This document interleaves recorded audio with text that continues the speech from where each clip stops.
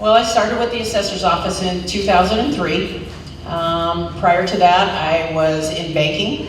I worked for Bank of America for 11 years at our local branch here, and then I went to the assessor's office, and in 2007, I became a personal property appraiser and a data collector, and in 2015, I ran for office and was elected.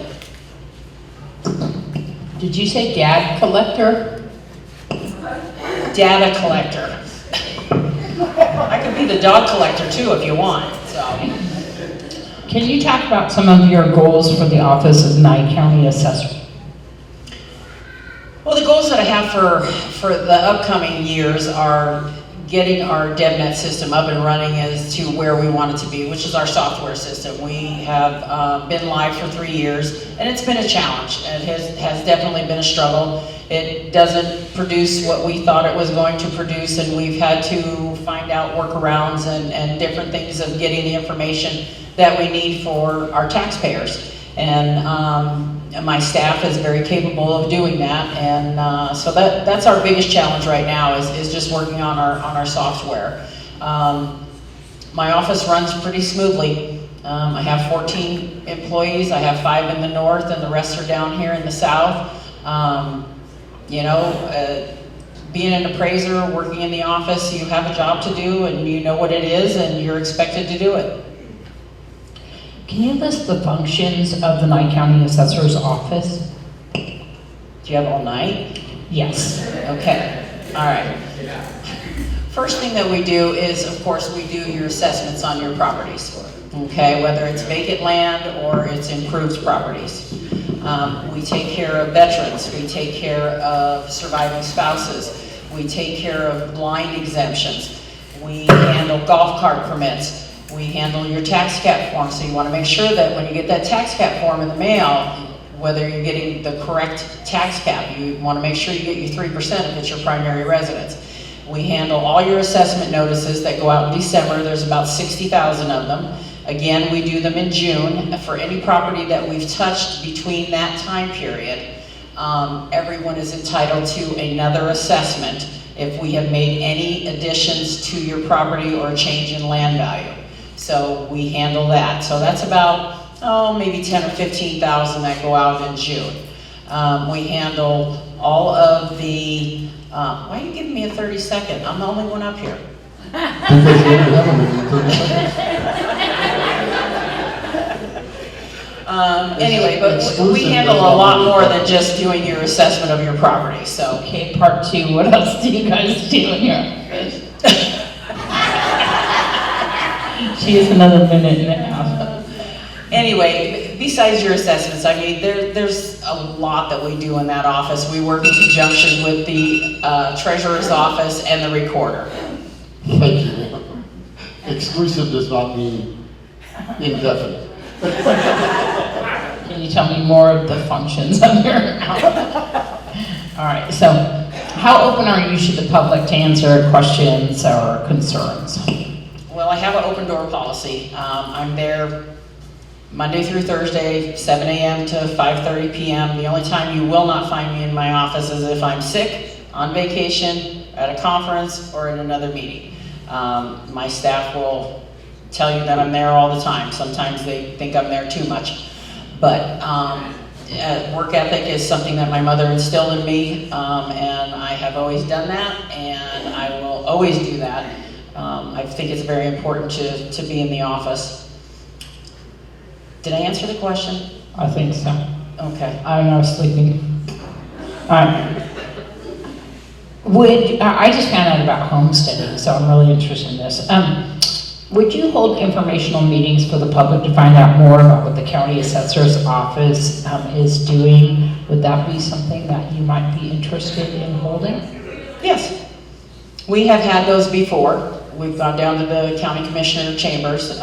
We have given demonstrations on how to use our internet system so that you can maneuver through it on your own. We've had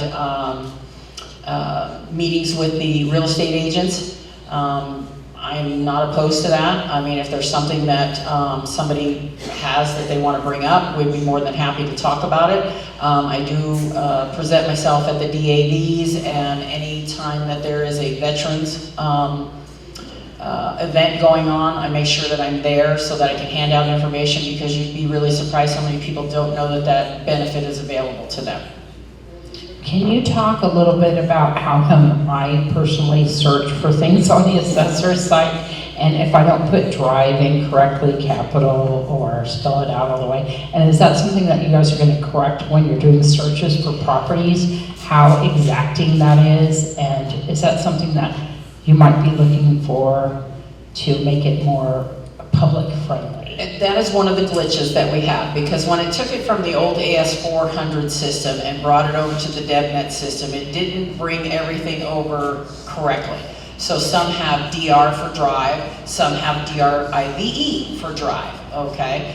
And vice versa, you know, all the other ones that go along with it. So the easiest way that I tell people to do that is to, when you go onto the assessor site, instead of, like my house is 220 West Mesquite, instead of putting in 220 West Mesquite, I want to put in just 220.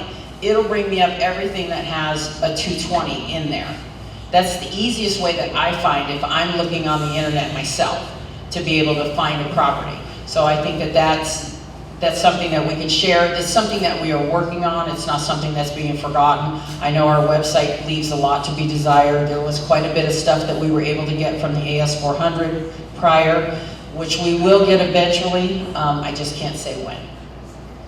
Besides those, what are some of the other hurdles that you face in the Nye County Assessor's Office? Say that again, I'm sorry. What are some of the hurdles that you face in the Nye County Assessor's Office? Well, folks think that I'm the one that sets your taxes, and I'm not. I'm not. I am mandated by NRS and the Department of Taxation and by the NAC, and your county commissioners and your Department of Taxation are who set your taxes, not me. All I do is the assessment on it. I have no way of knowing if your taxes are going to go up. I don't know what your tax rate's going to be until June 25th, when the Department of Taxation releases that information to us. Can you talk about some of the things that you disagree with that is currently happening within the assessor's office? I'm sorry. Some of the things that you disagree with that are currently happening in the assessor's office? Well, I can't really disagree with anything because I am mandated.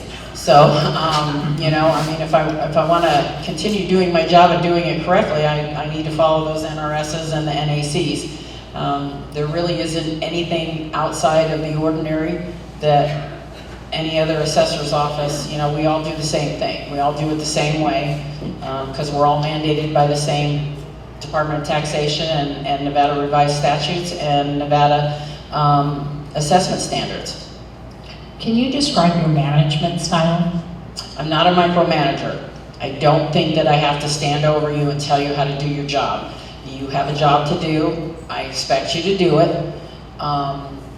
The appraisers, you know, they have to go through a rigorous training. They have to be licensed within 2 years. They have to hold continuing education credits. The rest of the staff, you know, we do ownership changes in our office. So we work with Deb Beatty in the recorder's office very closely. We have to make sure that all the I's are dotted and the T's are crossed, and that, you know, a lot of people think that we transfer property on an assessment, or excuse me, a parcel number, and we don't. We transfer by legal description. So a lot of times the legal descriptions are wrong and we have to reject them. You know, my staff, I couldn't ask for a better staff, I'm sorry. I will brag about them every day. They are wonderful, they do their job. It's ultimately my responsibility. If something goes wrong, I'm not afraid to pick up the phone and say we made a mistake, you know, and we'll fix it. Can you talk about your approach when you have issues in your office between yourself or staff members? Well, again, it's, you know, it's an open door policy. You know, if I have an issue with my staff, I'm the first one that goes there. If it's it's a writable offense that needs to be written up and, you know, something that goes in their file, that's something that we're gonna discuss. I'll bring in HR so that, you know, we have another set of ears in the office. But most of the time, usually you can talk with that staff member and be able to work out your differences. You know, they might not agree with the way that I do things, and I don't have any problem taking criticism. I'm not perfect. I look for new ideas. I look for a better way to do our job, you know, and an easier way to do our job. If you noticed, witnessed, or suspected a fellow employee doing something unethical or unlawful, would you report it? Already have, thank you. That's all I'll say on that. What are you gonna say? Can you explain homesteading? Homesteading? Well, it's not out of my office, it's out of the recorder's office, but I can give you a background on it. Homesteading is designed to not take away your debt, it's designed to help you with medical needs. So up until 2 years ago, it only used to be $250,000, now it's up to $500,000. It's a good thing to homestead your home, so go in and see Deb at the recorder's office, they'll give you all the paperwork on it. Cost you $37 to record it, it's a good thing to have.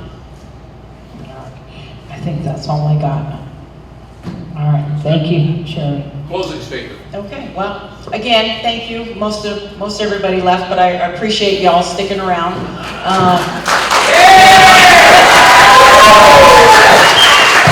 That's my family. But anyway, I hope I've done a good enough job in the last 2 terms, and I'd really like to go one more term. And I hope I can expect your vote, and hope I've earned your vote for June 14th. Thank you very much.